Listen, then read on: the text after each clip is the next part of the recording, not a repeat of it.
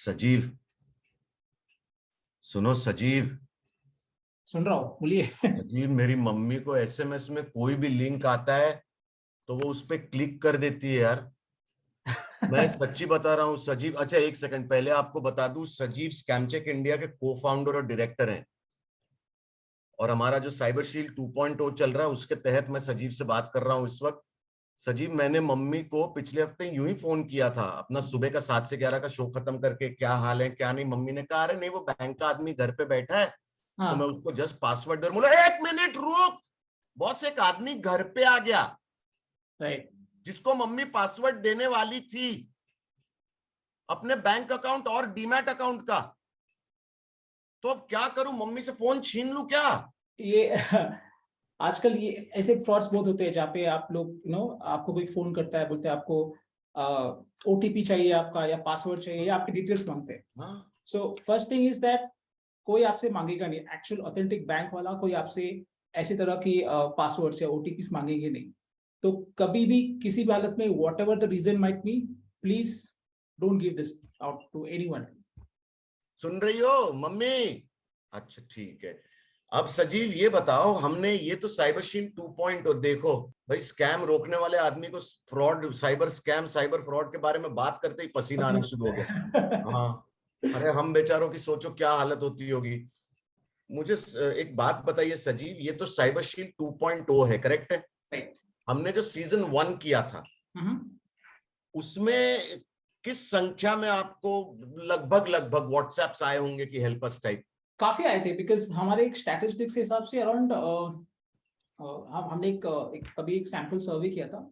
उसके दौरान around 33-35% of the लोग जिसने हमने सैंपल सर्वे किया था, वे some victim of some kind of cyber crime, कि कुछ तो भी हुआ है उनके साथ, कुछ तो भी बैंक फ्रॉड हुआ है, या फिर जैसे आपने कहा ओटीपी वाले स्कैम्स हुए।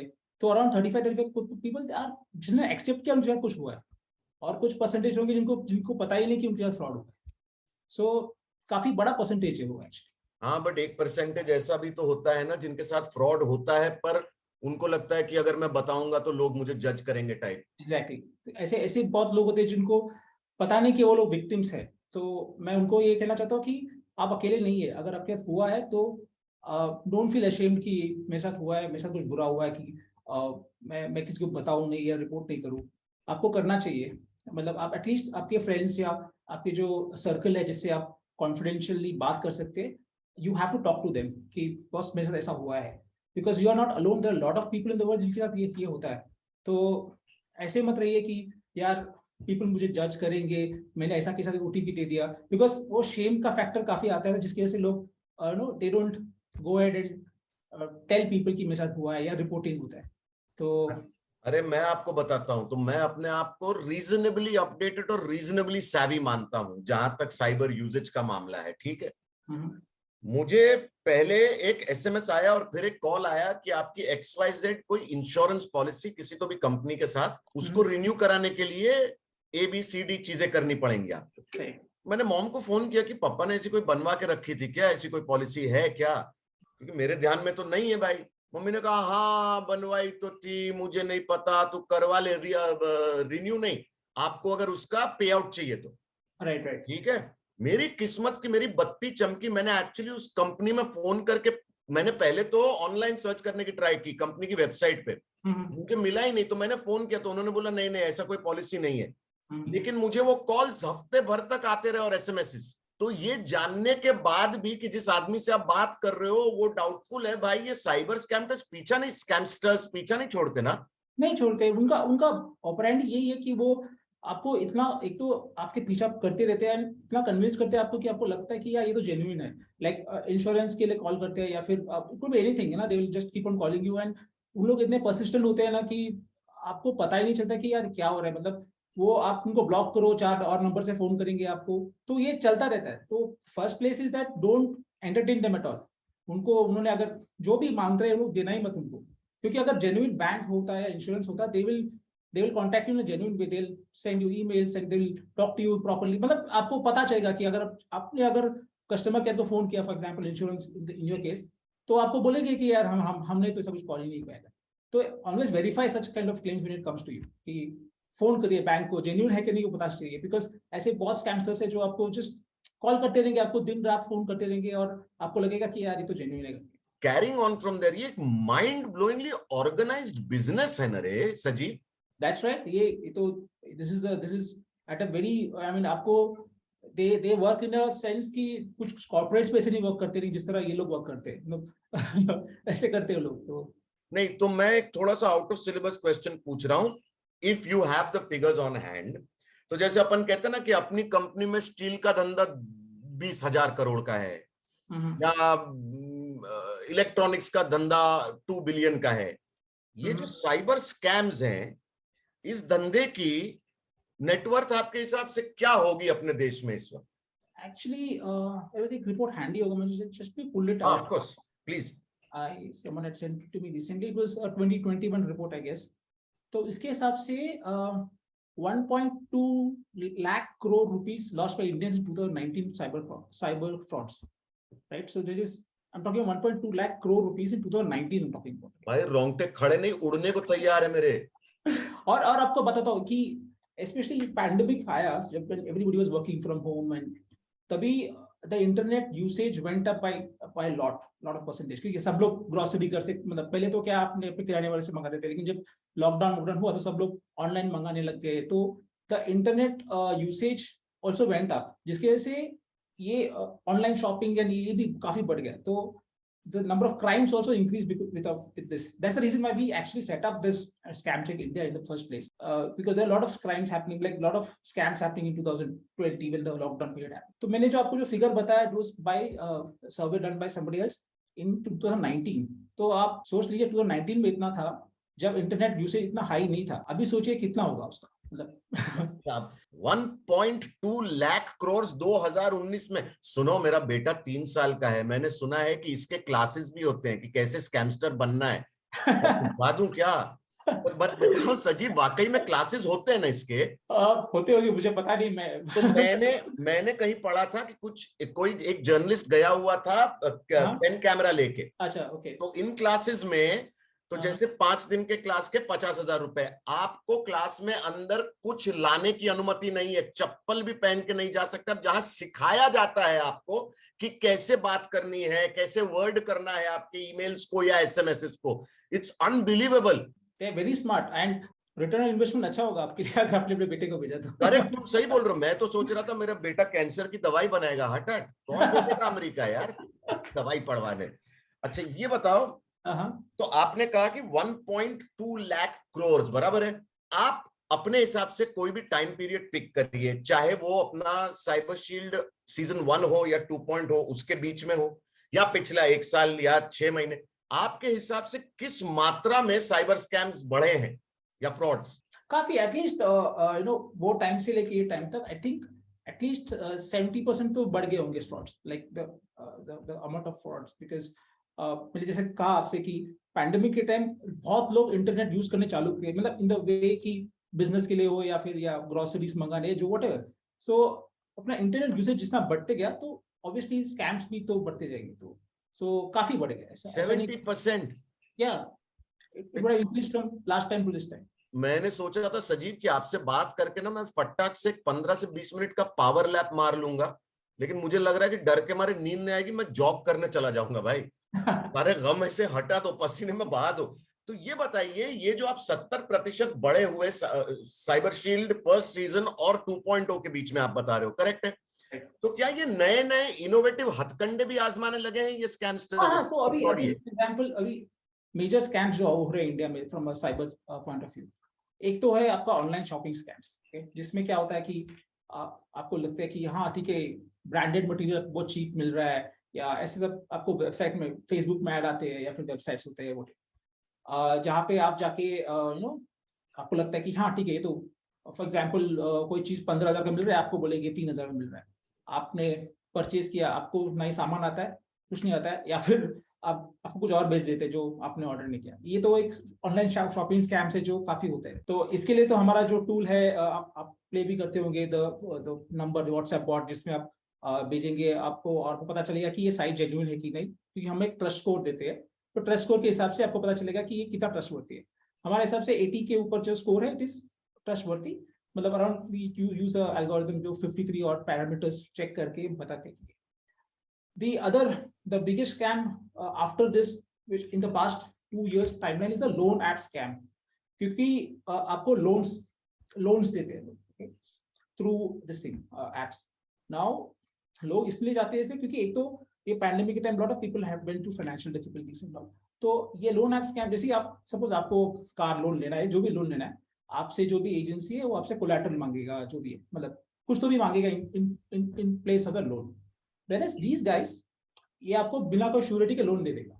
वो पहला रेड फ्लैग है आपको, क्योंकि कोई बंदा आपको पैसा क्यों दे बिना कोई श्योरिटी? तो आपको ये ऐप इंस्टॉल करने को बोलेंगे, उनका जो लोन का ऐप है। तो मोमेंट आपने ऐप इंस्टॉल कर दिया तो गेम ओवर बोल सकते हैं, बिकॉज मोमेंट आपने ऐप इंस्टॉल कर दिया तो पहले तो आपके सब कॉन्टैक्ट्स जो भी है फोन के सब ले लेंगे, प्लस आपके कोई private photos whatever, they will take it, then they will start harassing you, interest भरो, ये भरो, वो भरो। अगर आपने नहीं दिया तो आपके जो फोन के कॉन्टैक्ट्स वाले हैं उनको कॉल करेंगे, बोले उनको हैरेस करेंगे, या आपका कोई फोटोज होगा तो वो रख के मॉफ करके आपको ब्लैकमेल ट्राई करने, मतलब ये सब करने लगे। सो फर्स्ट ऑफ ऑल, ये non RBI allowed financial institutions ऐसे सब किसी के ऐप्स इंस्टॉल करना ही मत, मतलब आप गलती से डाउनलोड भी मत करना ये सब ऐप्स। तो ये एक बहुत बड़ा स्कैम था जो चलते आ रहा है, मतलब apart from the shopping scam. Third is you can call it sextortion scam, जो काफी होता है, जहाँ पे आपके इंटीमेट फोटोज होंगे या आपके फोटोज मॉफ करके they try to extortion, sextortion, that's what people call it, so they try to extort. इसमें क्या होता है, इसमें वो शेम फैक्टर भी आता है, victims don't go out and tell people, okay, कि मेरे साथ ऐसा हुआ है। तो if you are a victim of a sextortion scam, then at least talk to people you know or your loved ones and tell them this has happened with you. And there's this website, cyber government website है जिसका नाम है, website is called cybercrime.gov.in। वहाँ पे cybercrime.com.in, यहाँ पे जाके report कीजिए कि ऐसा हुआ है आपके साथ। प्लस आपका जो सोशल मीडिया हैंडल्स है वहाँ पे आप डाल दीजिए कि I been a victim of crime, so अगर if my friends get something from me, it is fake, it is not me. So do all these things because these three are the main kind of scams which are happening these days. So basically आप बोल रहे हो कि it all boils down to the age old legal principle of caveat emptor कि buyer beware. Exactly. तो मुझे एक बात पूछनी है आपसे। अब ये तो हुए वो साइट्स, जैसे आपने लोन ऐप स्कैम कहा, ये तो हुए वो ऐप्स जो कंप्लीटली अनाधिकृत ऐप्स हैं, आपको पता है। पर जैसे कोई लीगल ऐप हो, जैसे कोई फूड डिलीवरी ऐप, ठीक है, वो ऐप मैंने इस्तेमाल किया जिससे मैं खाना मंगवाना चाहता हूँ। अब हम में से कोई वो सारे जो टर्म्स एंड कंडीशंस आते हैं, आई अग्री के बॉक्स को टिक करने से पहले, वो कौन पढ़ता है? कोई नहीं पढ़ता। जिसने बनाया होगा वो भी नहीं पढ़ता होगा, मतलब एल्गोरिदम को भी नहीं पता होगा कि मैंने क्या लिखा है, ठीक है। अब इसमें भी कुछ ऐसे ऐप्स हैं जो आपके सारे फोन के कॉन्टैक्ट्स, आपके सारे photographs, and they can call your contacts without your permission at any time, ये अपन सब I agree कर देते हैं। Is this legal or is this also a scam? That's a scam. If see, when you install any app, or is it just an intrusion on privacy? It's an intrusion on privacy because ideally they should ask you कि boss, can I get access to your location? When you install a normal app, like for example something which is legal, it will tell you कि boss, should I access your contact? Are you allowing me to access your contacts, or are you allowing me to access your gallery or whatever? तो ये सब वो पूछते हैं ना, आपने agree किया, that's a different thing. But अगर बिना पूछ के कर रहे then it's a scam. You should not install those kind of apps. So have to be, so make sure कि आप, अभी कुछ ऐप्स ऐसे हैं जो आपको प्रॉपर गूगल प्ले स्टोर या एप्पल प्ले स्टोर से नहीं मिलता, मतलब it's not put there, it is something which you know it's downloaded without not from these stores, right. ये सब एप्स तो इंस्टॉल ही नहीं करना है, जहाँ पे आपको जस्ट एक फाइल दिया जाएगा, बोलेंगे ऐप इंस्टॉल करो, क्योंकि ये सब एप्स स्कैम ऐप्स होते हैं। ये सब में आपका प्राइवेसी जाएगा, plus what are harassments you will face, you don't know. So the point is that don't install these kind of apps at all in the first place. Okay, अब cyber shield season 1 और 2.0 के बीच में obviously cyber shield season 1 की वजह से awareness in scams के बारे में, इन साइबर फ्रॉड्स के बारे में बढ़ी है, पर क्या बाय एंड लार्ज सोसाइटी में उतनी अवेयरनेस है साइबर फ्रॉड के बारे में जितनी होनी चाहिए? अगर आप कंपैरिजन पॉइंट लेंगे from from season 1 from 1.0 to now, then obviously बढ़ी है, because काफी awareness both private and non-private participants, everybody is, and government, everybody is doing a lot of advertisement and things about awareness campaigns about कि सब मत करो ये सब, मतलब be aware and don't do all these things, but the point is that कि जैसा आपने बोला criminals भी smart होते जा रहे हैं, right? So आप जितना they're saying कि अगर आप जितना idiot proof कुछ बनाएंगे तो you make a better idiot. Same way जितना आप awareness बढ़ा रहे हैं, it's a very good thing, but the criminals are also getting smarter, so they will find new ways to scam you.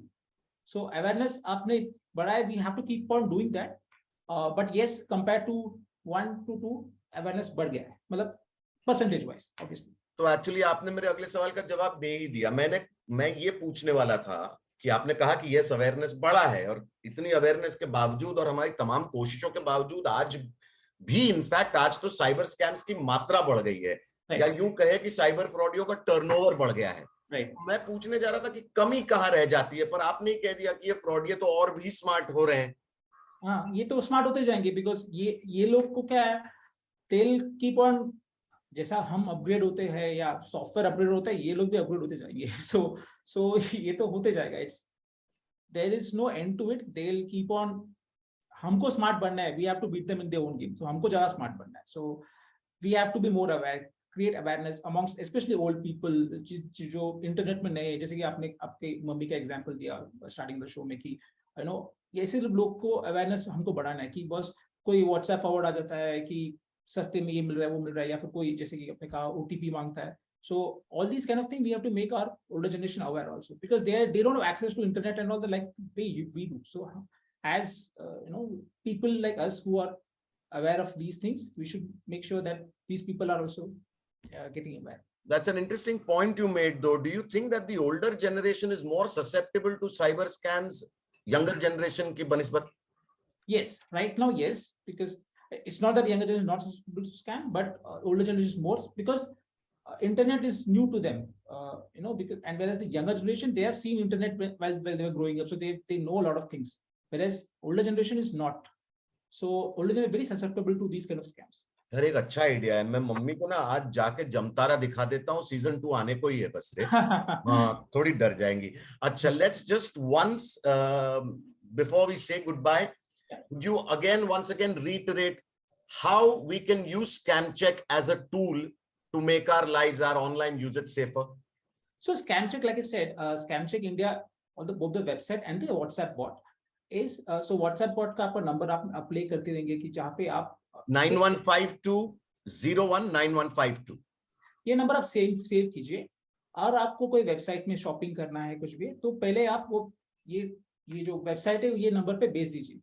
So हमारे algorithm will go the backend, it will say, it will give you a trust score कि बस ये site का trust score है say 50, 30, whatever, in a range of 0 to 100. अगर 80 के ऊपर है तो it is trustworthy साइट, मतलब आप ट्रस्ट कर सकते हैं साइट के साथ. ठीक है. तो सजीव, थैंक यू सो मच. और सुनिए, गुड बाय कहने से पहले आपके फोन पे एक ओटीपी आया होगा, वो जरा देंगे जरा मुझे. Bye, nice talking to you. Bye, take care man, much love. 92.7